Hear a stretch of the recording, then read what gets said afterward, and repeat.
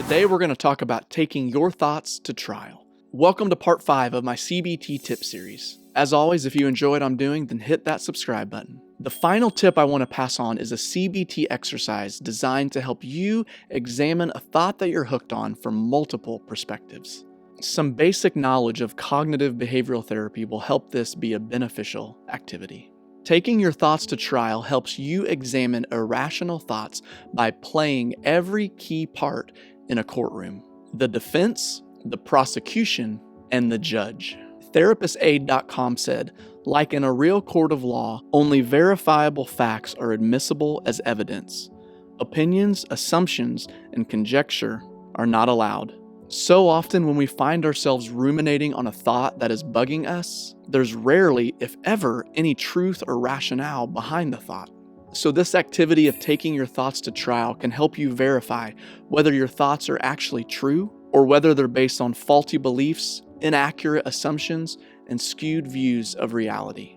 I've linked a printable example in the description below from therapistaid.com for you to check out. Whether you're watching this alone or with a group of people, take a second to check that link out to give you a better idea of how this works.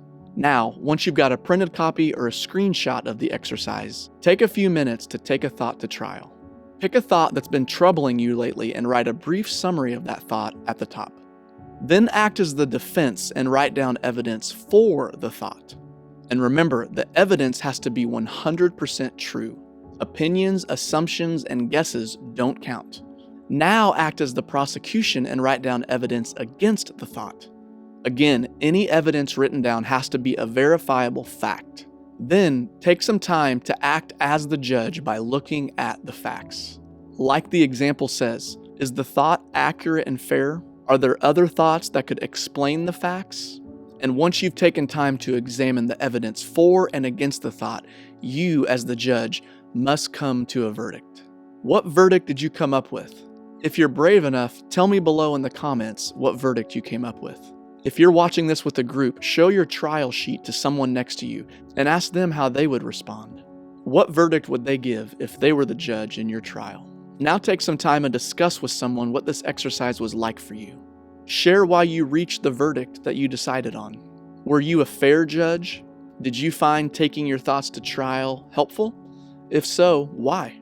And something cool about this exercise is you can do it as often or as little as you like. I always operate with the stance of take what works for you and forget the rest. If this helps you, great. If it doesn't, you don't have to ever use this.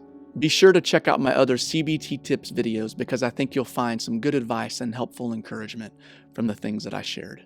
As always, if you dig what I'm doing, please consider hitting that subscribe button and bell icon. Thanks, guys.